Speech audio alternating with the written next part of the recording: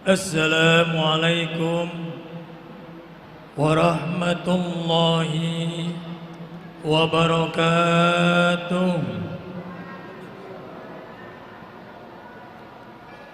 Alhamdulillah walladzi arsala rasulahu bil huda wa dinil haqq liyudhhirahu 'ala ad-dini kullihi walau karihal musyrikun. أشهد أن لا إله إلا الله وحده لا شريك له وأشهد أن محمدا عبده ورسوله لا نبي بعده.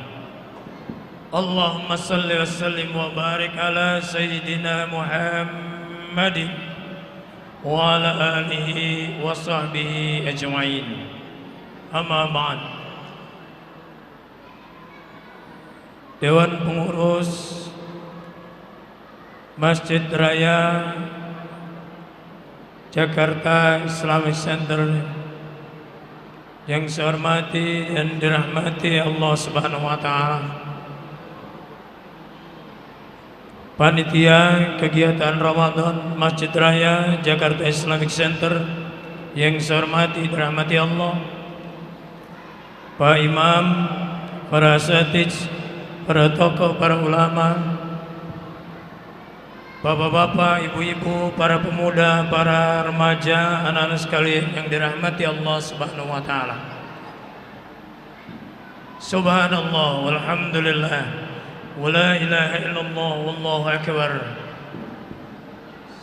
Atas wasilah saudara-saudara seiman, saya bisa berkunjung kedua kalinya di tahun ini ke Jakarta Utara.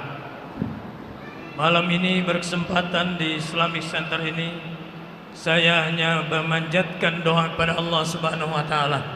Ya Allah, turunkanlah barakahmu, rizki yang banyak, yang halal, yang thayyib bagi seluruh jamaah yang hadir malam ini di Masjid Raya Jakarta Islamic Center.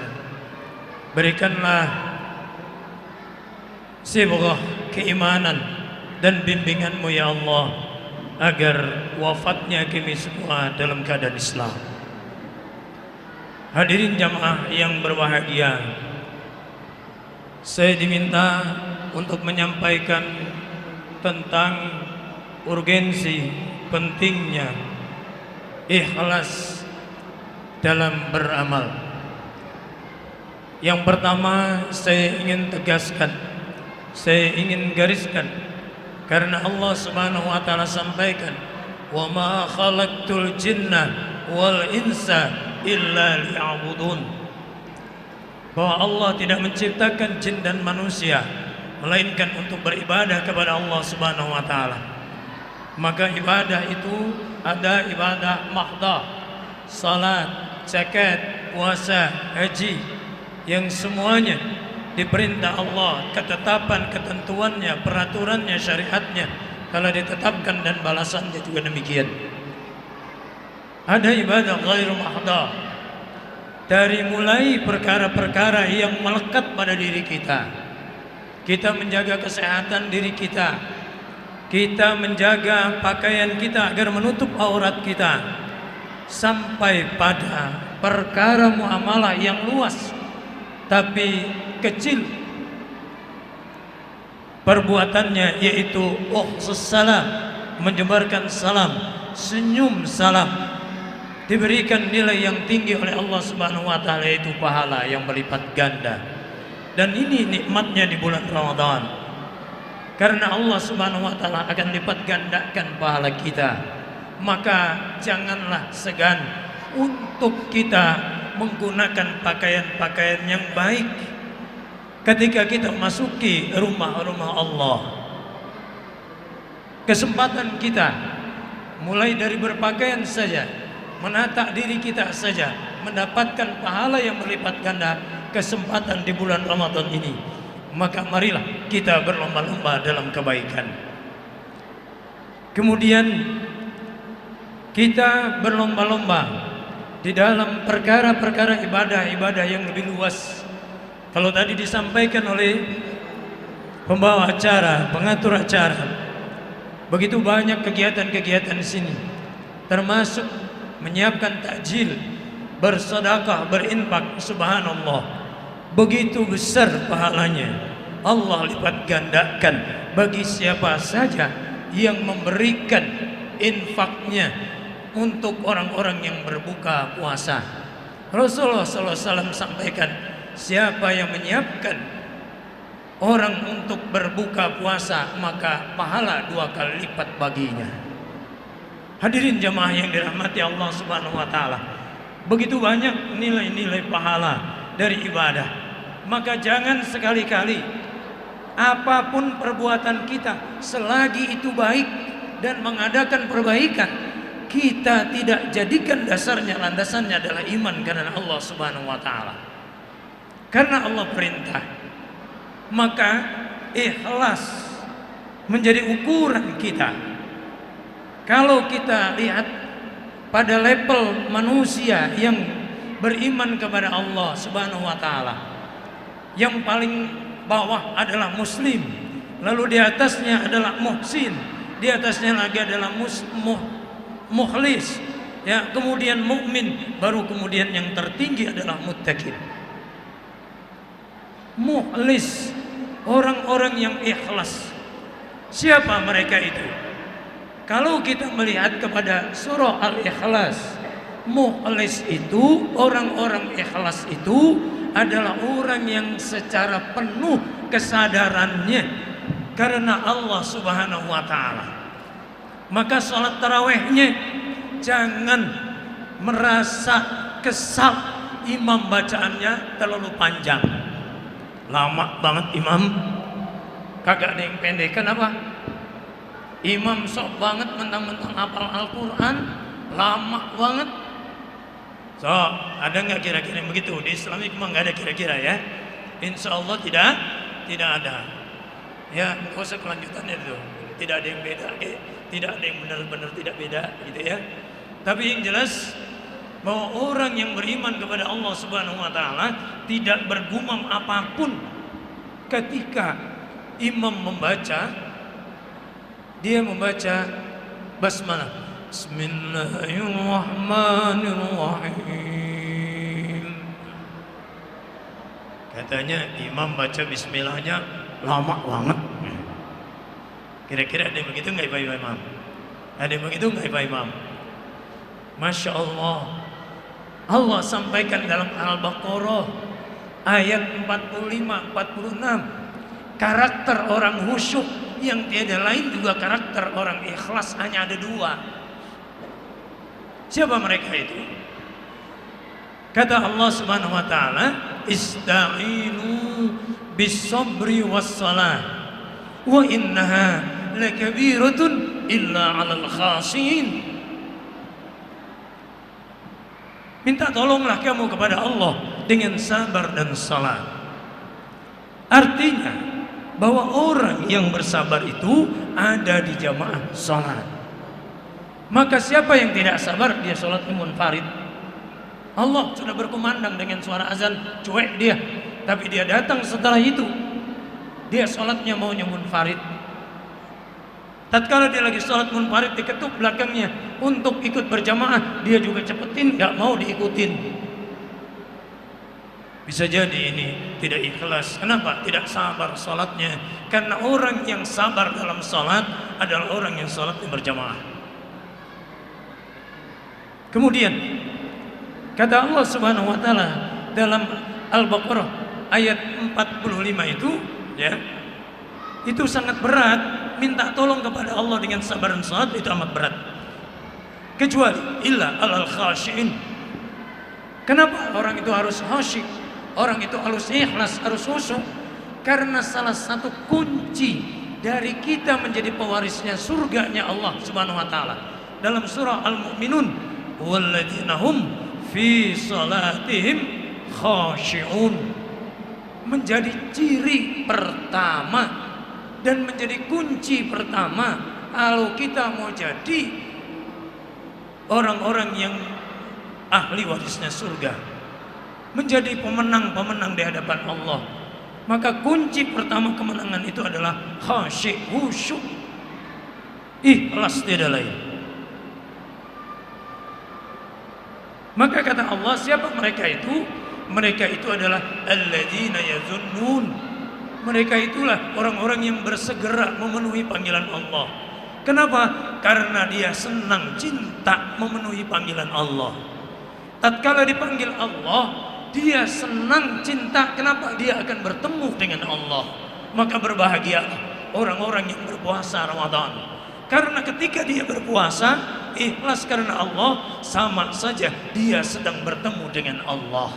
Maka kata Rasulullah, orang yang berpuasa Ramadan ikhlas karena Allah, imanan wa ihtisaban, pertama dia diampuni dosanya oleh Allah.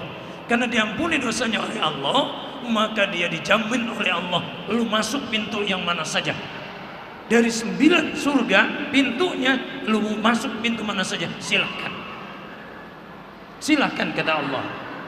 Dan yang terbaik adalah pintu Ar-Rayyan bagi orang-orang yang rajin berpuasa. Berbahagialah, berbahagialah. Kemudian sholat berjamaah, sholat tarawih dengan berbagai versinya, yang mau 8 rakaat dengan 3 witir, mau yang 22, yang 44, maupun yang 23 rakaat, ikuti. Intinya bukan banyaknya, tetapi ikhlasnya kita bahwa itu disiapkan oleh Allah dan kita berupaya untuk menggapai mardatillah.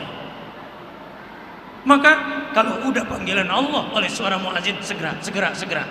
Istri kita lagi lendotan, kata orang Betawi, lagi dia manja-manjaan, singkirkan, mah sudah azan, bapak mau ke masjid. Anak, kata anak, ya kepala saya pusing, tungguin saya ya, nggak usah ke masjid. Nah, penting manggilin Allah daripada melindungi kamu, karena kamu nanti dilindungi oleh Allah. Sudahkah kita lakukan itu? Berikutnya, ciri orang yang khusyuk, versinya Al-Baqarah ayat 45-46 ini adalah orang-orang yang tatkala wa annahum ilaihi raji'un, mereka itu super yakin, hakul yakin. Kenapa tadi segera memenuhi panggilan Allah? Karena mereka takut kalau nggak segera memenuhi panggilan Allah, dipanggil sama Allah dengan langsung apa? Dicabut nyawanya. Sudah yakin? Tidak sedikit tetangga kita yang wafatnya di kolong tronton, yang wafatnya di perjalanan, yang wafatnya secara mendadak dengan angin duduknya, serangan jantungnya. Ada yang sedang sujud, teman saya di Fakultas Hukum Universitas Muhammad Jakarta. Ustaz, saya zuhur masih makan bareng, asar juga saya itu mendengar azan, segera kita bareng-bareng nama dosen. Tatkala takbir pertama, takbiratul ihram Ustaz, dikomando oleh imam, saya ikut takbir, langsung Ustaz ambruk saya. Abang nggak ngerasain apa-apa? Enggak Ustaz. Stroke Pak, sampai hari ini stroke Pak. Masih kita mau melawan Tuhan? Masih kita mau nunda-nunda panggilan Allah? Sementara kematian tidak pernah bisa kita lihat kapan akan terjadi, kita akan rasakan terjadi. Maka kalau kita kembali kepada surah Al-Ikhlas, surah Al-Baqarah tadi, lalu ayat yang kita baca tiap saat ketika kita salat, innas salati wa nusuki wa mahyaya wa mamati lillahi rabbil alamin. Apa arti semua itu? Kita membuat pernyataan dalam iftitah kita ketika sholat, tapi kalau udah ada panggilan Allah, maka catat. Bagian akhir ingin saya sampaikan 5 ciri orang ikhlas. Yang pertama, tatkala diseru oleh Allah, bersegera dipenuhi seruan Allah, ciri orang ikhlas. Yang kedua, orang ikhlas itu menentukan tempatnya yang benar. Karena diperintahnya salat, maka dia untuk mengerjakan salat, salatnya berjamaah di masjid, jangan munfarid. Hadisnya riwayat Bukhari dan Muslim dari Anas bin Malik, kata Rasulullah, barang siapa yang mendengar seruan azan melalui para muadzin dari masjid, yang tiada lain adalah seruan Allah, lalu dia tidak mengerjakannya, tidak memenuhinya, lalu dia datang setelah itu dan dia sholat secara munfarid, maka tertolaklah sholatnya, tertolak sholat kita. Mau sholat kita tertolak, padahal kita kerjain. Gara-gara apa? Gara-gara kita lalai panggilan Allah, lalu kita memenuhinya setelah itu. Nauzubillah, subhanallah min zalik. Maka yang kedua, berjamaah. Tempatkanlah tempatnya yang benar. Puasa Ramadan, puasa Ramadan. Puasa Senin Kamis, Senin Kamis. Daud. Tempatkan yang kedua sesuai dengan syariat. Yang ketiga, jangan ragu. Orang ikhlas itu nggak ragu. Kalau dia yakin imanan wahtisaban gufirlahu, akan diampuni dosanya oleh Allah, maka dia itu adalah orang-orang yang mendirikan saum. Orang-orang yang mendirikan saum. Orang-orang yang mengerjakan berbagai aktivitas-aktivitas ibadah.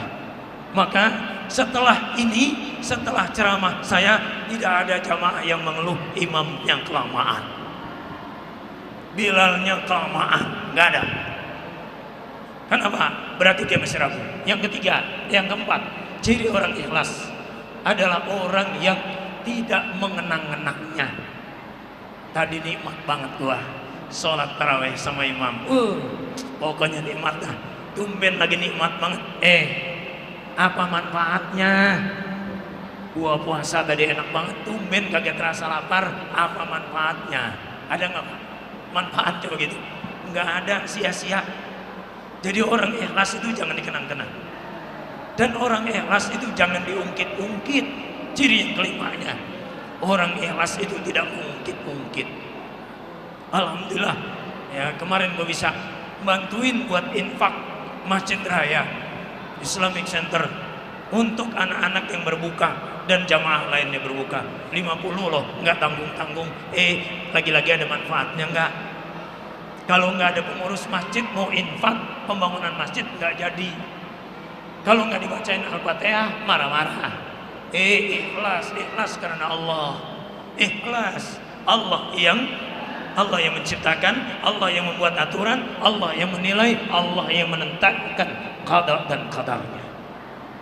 Maka oleh karena itu saya lihat ahli-ahli surga di depan saya ini.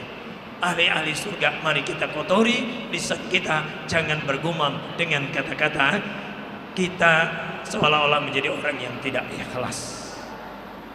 Mudah-mudahan uraian ini ada manfaatnya. Saya tidak mau menzalimi jamaah yang tiada lain menjolimi saya. Kalau saya sampaikan sampai ba'da sholat taraweh kepanjangan, ya, karena rumah saya juga jauh di Depok. Saya orang Depok Pak, ada yang tinggal di Depok. Nah sekarang tetangga saya banyak orang Koja, ada yang dari Warakas, ada yang dari Marunda, ada macam-macam tuh tetangga saya. Tadinya empang ikan, sekarang jadi perumahan. Ternyata banyak orang Koja, ya. Nah sekarang tahun ini, masya Allah, 2 kali masyarakat Koja ya mengundang saya termasuk malam ini. Terima kasih. Saya doakan diberkahi Allah Subhanahu Wa Taala. Demikian yang bisa saya sampaikan. Mohon maaf atas segala kekurangannya. Nasrun minallah, fatun qarib. Walakum minkum. Assalamualaikum warahmatullahi wabarakatuh.